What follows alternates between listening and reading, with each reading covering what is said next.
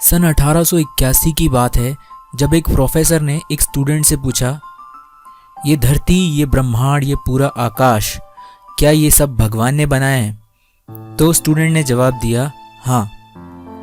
Professor ने दोबारा पूछा, तो फिर शैतान को किसने बनाया?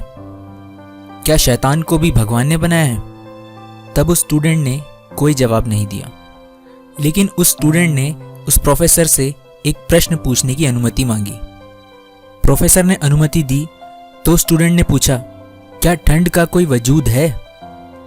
तो प्रोफेसर ने जवाब दिया, हाँ है। क्यों, तुम्हें ठंड का एहसास नहीं हो रहा?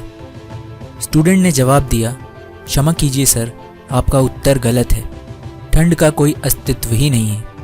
ठंड केवल और केवल ऊष्मा या गर्मी की अनुपस्थिति का एहसास है। ठंड का खुद का कोई अस्तित्व नहीं है। Cold is a complete absence of heat. उस छात्र ने दोबारा एक प्रश्न किया, क्या अंधकार या अंधेरे का कोई अस्तित्व है? प्रोफेसर ने फिर कहा, हाँ है, रात होने पर अंधकार ही तो होता है। छात्र ने फिर जवाब दिया, आप दोबारा गलत हैं सर। अंधकार जैसी किसी चीज़ का खुद का कोई अस्तित्व नहीं है। अंधकार दरअसल प्रकाश की अनुपस्थिति है। Darkness is actually the absence of light.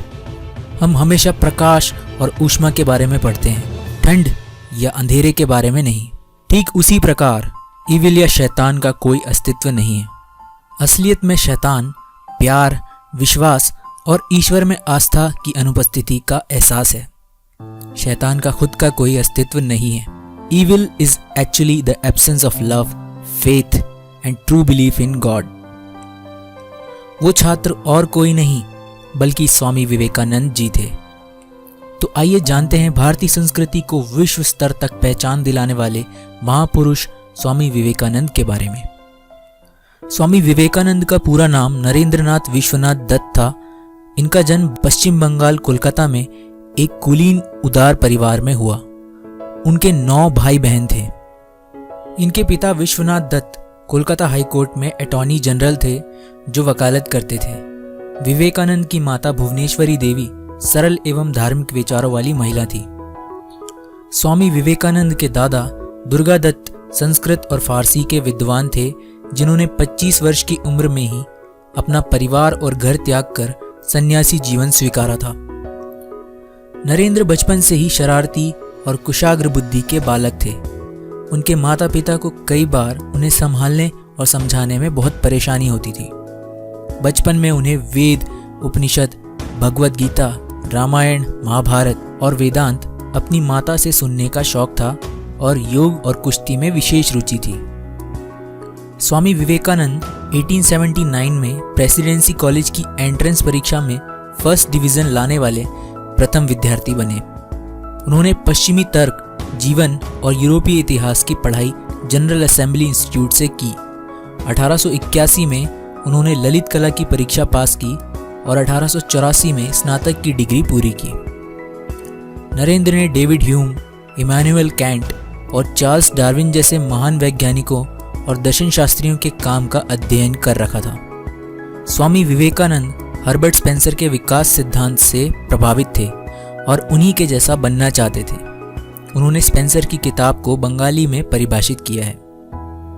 General assembly संस्था के अध्यक्ष विलियम हेस्टी ने यह लिखा था कि नरेंद्र सच में बहुत होशियार है। मैंने कई यात्राएं की, बहुत दूर तक गया, लेकिन मैं और जर्मन विश्वविद्यालय दर्शन शास्त्र के सभी विद्यार्थी कभी भी नरेंद्र के दिमाग और कुशलता के आगे नहीं जा सके।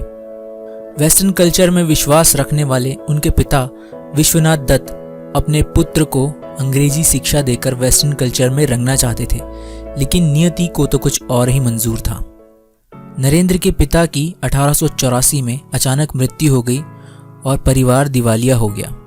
साहूकार दिए हुए कर्जे को वापस करने की मांग कर रहे थे और उनके रिश्तेदारों ने भी उनके पूर्वजों के घर से उनके अधिकारों को हटा दिया था। मुसीबत के इस दौर में नरेंद्र कोई काम ढूंढने में लग गए और भगवान के अस्तित्व का प्रश्न उनके सामने खड़ा हुआ। जहां रामकृष्ण परमहंस के पास उन्हें तसल्ली मिली और उन्होंने दक्षिणेश्वर जाने का मन बना लिया। 1885 में रामकृष्ण को गले का कैंसर हो गया और नरेंद्र और उनके अन्य साथियों ने रामकृष्ण के अंतिम दिनों में उनकी सेवा की।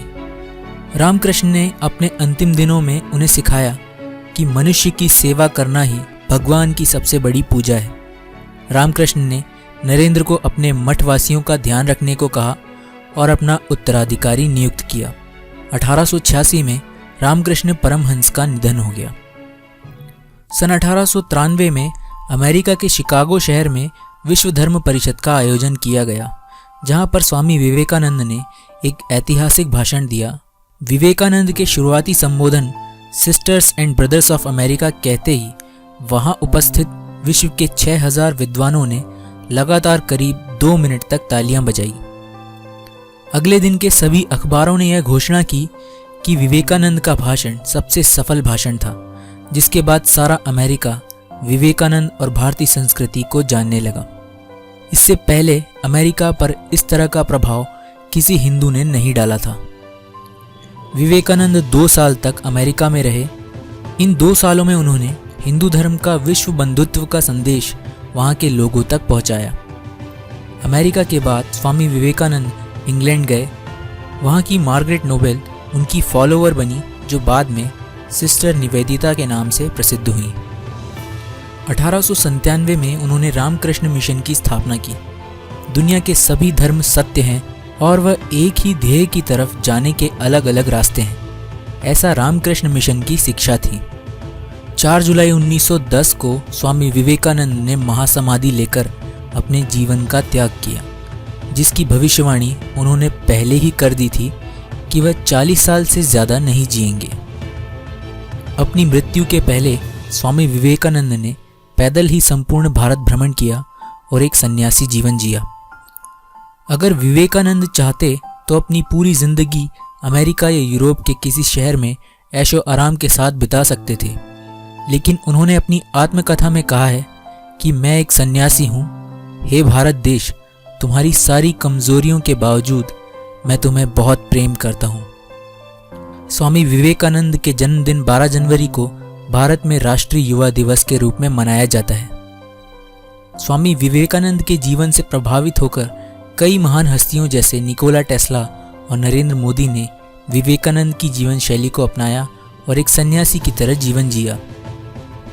एक इंसान जिसने सारे सांसारिक सुख और बंधनों को तोड़कर स्वयं को बंधन मुक्त किया, जिसका एक ही प्रेम था, उसका देश। उठो, जागो और तब तक रुको नहीं जब तक लक्ष्य प्राप्त ना हो जाए।